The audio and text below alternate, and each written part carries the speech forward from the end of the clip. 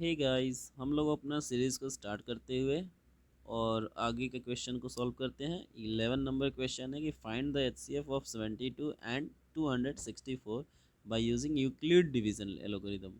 तो Euclid division algorithm में जो होता है, तो जो हम लोग पढ़ते हैं कि dividend dividend dividend is equal to होता है divisor divisor into quotient plus remainder. तो इसी फॉर्मूले से हम लोग बनाएंगे कि 264 को हम लोग 72 से जब डिवाइड करेंगे तो हम लोग 3 टाइम्स मिलेंगे और हमारा जो रिमाइंडर बच जाएगा, जो हमारा रिमाइंडर बचेगा तो वो बच जाएगा मेरा रिमाइंडर 48। फिर हम लोग क्या करेंगे, 72 को हम लोग डिवाइड करेंगे 48 से, तो इसको हम लोग 1 टाइम से मिलेंगे और मेरा बच जाएगा से फिर से रिमाइंडर जो बच जाएगा 24। फिर इस बार क्या करेंगे, 28 को यहाँ ला के और 24 से जब 2 से मल्टीप्लाई करेंगे तो रिमाइंडर ज़ीरो। जब रिमाइंडर ज़ीरो आ जाए और इस पोजीशन पे जो हमारा बचता है यही हमारा क्या हो जाता है, एचसीएफ। यानी हमारा एचसीएफ हो गया 24। यही हमारा आंसर हो गया। ठीक है, नेक्स्ट ये दिया हुआ है कि 7 × 5 × 3 × 2 + 7 ये कंपोजिट नंबर है, बताना है। तो जैसे ही हम जब इसको सॉल्व करेंगे, यानी 7 × 5 = 35, 35 × 2 = 70 और 73 = 210, 210 और प्लस का 7 यानी 217। और हम लोगों ने कंपोजिट नंबर के बारे में क्या पढ़ा था, कंपोजिट नंबर जो होता है वो होता है जिसके मोर देन 2 फैक्टर्स हो, जिसके भी मोर देन 2 फैक्टर्स हो वो कंपोजिट नंबर। तो 217 को जब हम लोग डिवाइड करेंगे तो ये इसके बहुत सारे फैक्टर, ये 1 से भी कटेगा, ये 7 से भी कटेगा और 217 से भी खुद से भी कटेगा। तो इसके जो है मोर देन 2 फैक्टर्स हो गए, यानी ये कंपोजिट नंबर है। तो इसलिए इसको हम लोग बोलेंगे कंपोजिट नंबर। थर्ड अगले क्वेश्चन में है कि find the HCF and LCM of इतना एंड इतना बाय प्राइम फैक्टर मेथड। तो पहले हम लोग क्या करेंगे, 108 को 8 का हम लोग प्राइम फैक्टर मेथड निकाल लेंगे।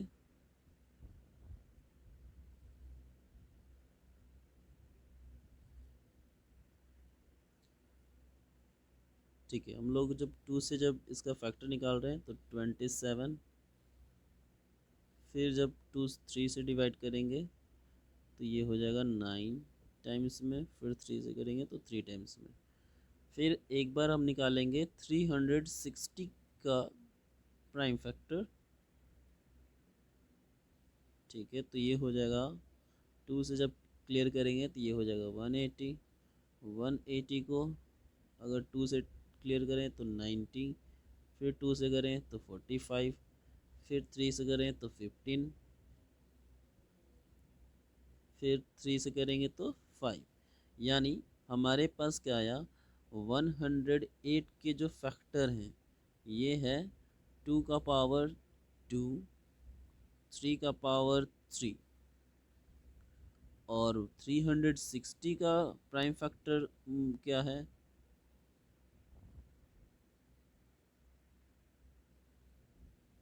तो इसका जो आंसर है 2 का पावर 3 और 3 का पावर 2 और 5 का पावर 1।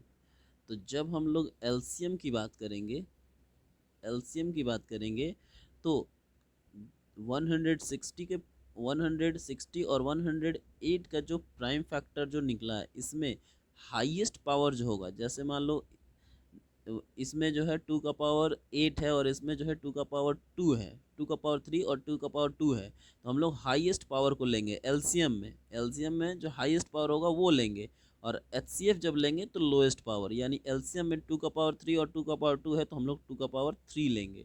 फिर इसमें 3 का पावर 2 है और इसमें 3 का पावर 3 है तो हम लोग 3 का पावर 3 लेंगे। और 5 का पावर 1 है और उसमें 5 का पावर कुछ नहीं है तो 0 है, यानी हम हाईएस्ट पावर 5 का पावर 1 लेंगे। तो जब इसको सॉल्व करेंगे तो ये होगा 1080। अगर हम इसी चीज़ को अगर हम फिर एचसीएफ की बात करें, तो एचसीएफ की बात करें तो हम लोग लेंगे लोएस्ट पावर, यानी 2 के पावर 2 और 2 का पावर 3 में से 2 का पावर 2 लेंगे। ठीक है, फिर 3 के पावर 3 और 3 का पावर 2 में से हम लोग 3 का पावर 2 लेंगे, और 5 का पावर 1 और 5 का पावर 0 में से हम 5 का पावर 0 लेंगे। जब इसमें कुछ नहीं है तो 5 का पावर 0 है, ठीक है, और 5 का पावर 0 का मीन्स 1, ठीक है। अब जब इसको सॉल्व करेंगे तो ये हो जाएगा हमारा 4 और ये 9, तो 9 4 जा 36, तो ये हमारा HCF हो जाएगा 36। एलसीएम हो गया 1018 और HCF हमारा 36। अगले क्वेश्चन पे चलते हैं। नेक्स्ट क्वेश्चन पे चलते हैं कि इस क्वेश्चन में ये बताना है कि ये जितने भी टर्म्स दिए हुए हैं तो इसमें आपको ये बताना है कि बिना डिवाइड किए कि इसमें कौन सा टर्मिनेटिंग है और कौन नॉन टर्मिनेटिंग है। तो जैसा कि हम लोगों ने पढ़ा था कि जब डिनोमिनेटर में अगर 2 या 5 का अगर मल्टीपल हो जाए, यानी अगर वो 10 या 100 या 1000 ऐसे टर्म में अगर बना दे तो वो टर्मिनेटिंग हो जाता है। बट डिनोमिनेटर में अगर 7, 11 और 13 का मल्टीपल अगर आ जाए तो वो नॉन टर्मिनेटिंग में हो जाएगा। जैसे अगर हम इसका डिनोमिनेटर की बात करें पहले का, तो ये है 175, और 175 को अगर हम देखें तो 525, ये हो जाएगा 25 इंटू 7, तो इसमें जो है 7 का मल्टीपल आ जाता है, तो इसलिए ये नॉन टर्मिनेटिंग हो जाएगा। इसी तरीके से अगर हम 325 को देखें तो ये भी हो जाएगा 25 इंटू 13, इसलिए ये 13 का मल्टीपल हो गया, इसलिए ये भी नॉन टर्मिनेटिंग हो जाएगा। लेकिन बाकी के ये दो जो है 40, तो इसको हम लोग इसमें इसको हम लोग 2 का पावर 2 इंटू 10 कर सकते हैं, जो कि इसमें 10 का भी मल्टीपल है और 2 का भी मल्टीपल है, इसलिए ये टर्मिनेटिंग है। और 125 को भी अगर हम देखें तो 125 को भी हम लोग ईजिली, जैसे 5 का पावर अगर हम 3 कर दें और इसी में अगर हम 2 का पावर 3 से अगर मल्टीप्लाई कर दें तो नीचे जो है 10 का पावर 3 बन जाएगा, जो कि हमारा 100 के टर्म में आ जाएगा, इसलिए ये भी टर्मिनेटिंग है। तो पहला और दूसरा ऑप्शन जो है नॉन टर्मिनेटिंग हो गया, बाकी तीसरा और चौथा टर्मिनेटिंग पॉइंट में आ गया, ठीक है। तो आगे बढ़ते हैं। इस क्वेश्चन में हमें बताना है कि एक फ्रूट वेंडर है जिसके पास 732 एप्पल्स हैं और 942 जो है ऑरेंजेस हैं। अब हम वो क्या कर रहा है कि जितने भी बच्चे हैं सबको इक्वली या तो एप्पल्स दे रहा है या तो ऑरेंज दे रहा है। तो हमें ये कैसे ये निकालने के लिए हम लोग क्या करेंगे कि इन दोनों का HCF ले लेंगे। 942 और इसको हम लोग यूक्लिड डिवीज़न लेमना सा हम लोग इसका सॉल्यूशन निकालेंगे। तो जब हम लोग 942 को मल्टीप्लाई करेंगे 1 से प्लस 210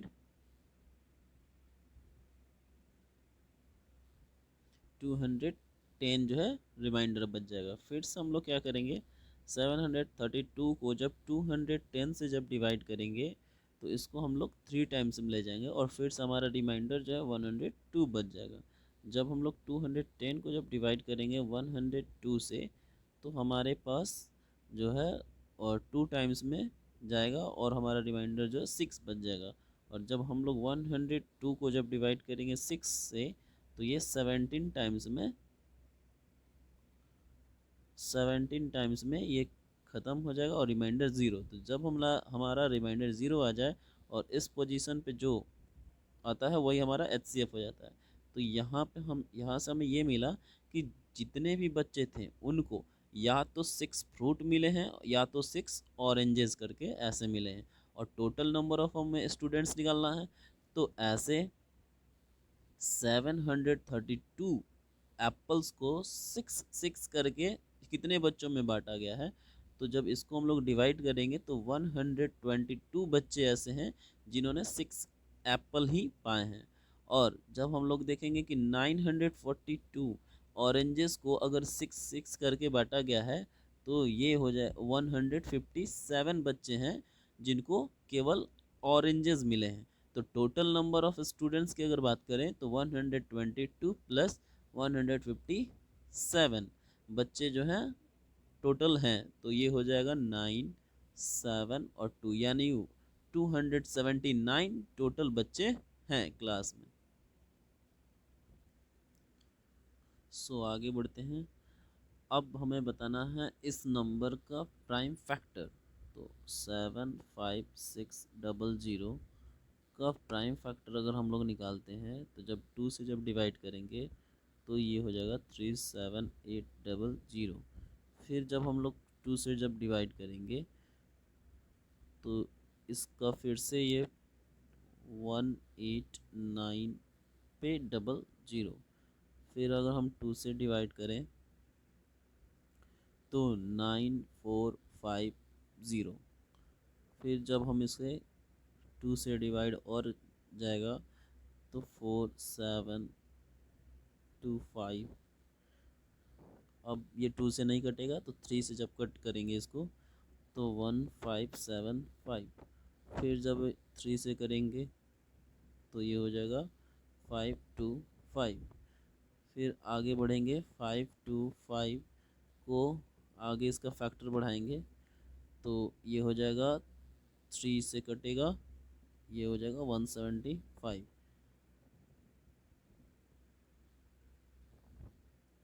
फिर जब इसको 5 से कटाएंगे तो ये हो जाएगा, 5 से कटेगा तो ये हो जाएगा 35।